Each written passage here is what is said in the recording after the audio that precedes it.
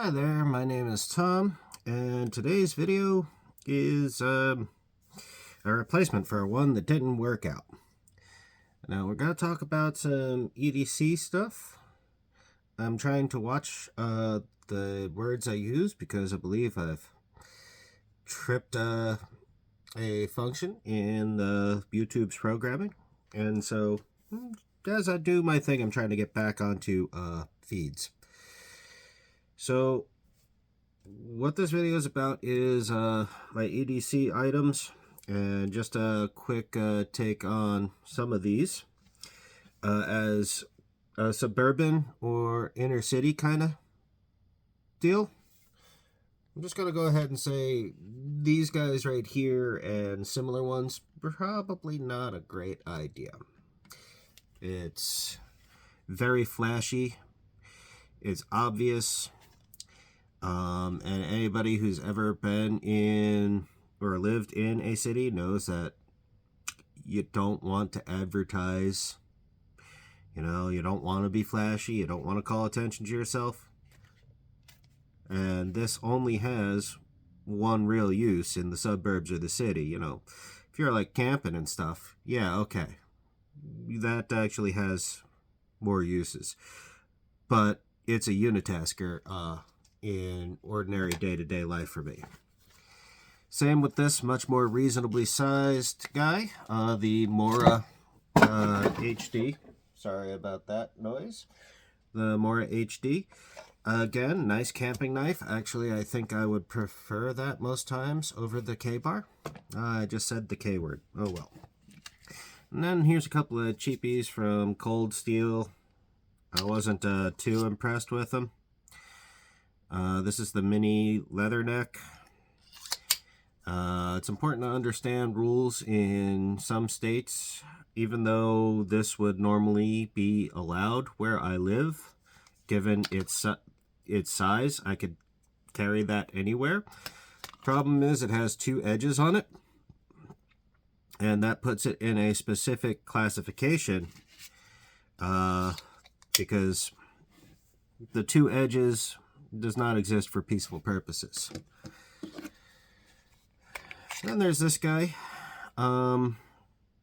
It's a little, it definitely is not flashy. You know, you can stick that in a pocket really easy, but I don't know. I don't like the handle, and I feel like the clip point is overly embellished for no reason at all.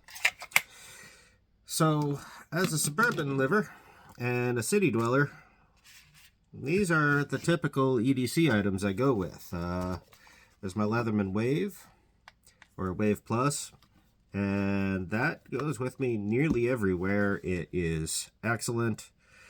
It's got everything I could possibly want, unless I'm at work, in which case I have an entire tool bag.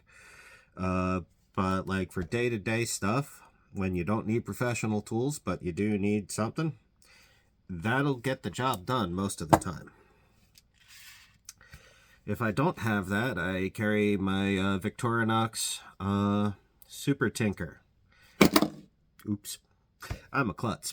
Alright, so I carry my Super Tinker, and you know, that does the job when the Wave, for whatever reason, is not with me.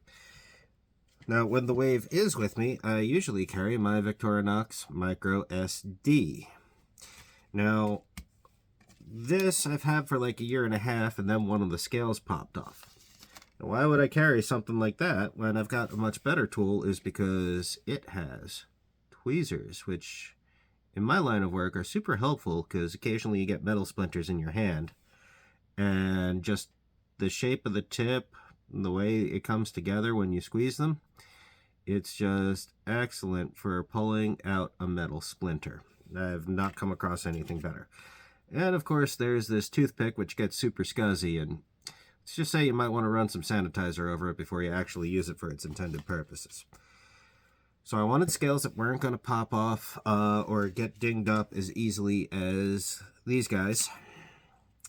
And so I bought titanium ones. Unfortunately,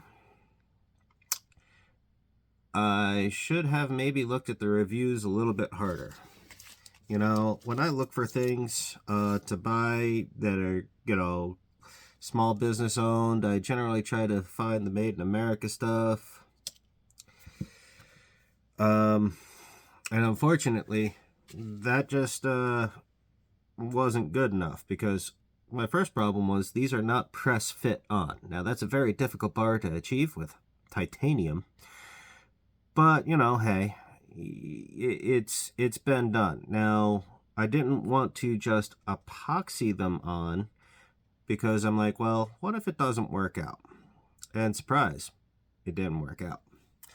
So I used Weldwood contact cement, which I can easily get off if I just dip this in some acetone, let it sit for a little bit. And you know what? I'm not even sure I'll have to do that, because, well, let's just get down to the biggest problem after I found out these won't press fit on. The tolerances on my tweezers. The whole reason I needed new scales was to keep the tools handy and keep this usable. Okay, see, that doesn't actually fit. I can't get the damn tweezers inside the handle. They don't sit all the way. It doesn't matter which side I put it in. Okay, so let's try the toothpick. Now there's a notch on the side of the toothpick that corresponds to a notch inside, you know, your scales, and that notch was actually machined into the new scales. You know, yeah, I don't know if you can see it in here, but that little notch is about there, but it can't get through that titanium groove. So what the hell? And I guess if you're going to go titanium, number one, make sure you read the reviews, make sure you don't have any complaints. And number two, before you decide to epoxy it, go with something a little bit easier to remove in case it doesn't work out. Now my last complaint here, you see right above my thumbnail there? That's not actually seated all the way. I squeezed the heck out of this. What this tells me is this top scale might actually be bananaed. You know, very slightly. Because something caused it to pull away after the contact cement was pressed down and it set overnight.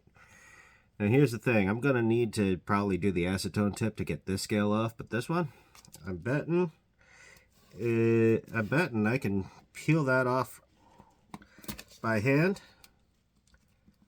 and sure enough I can.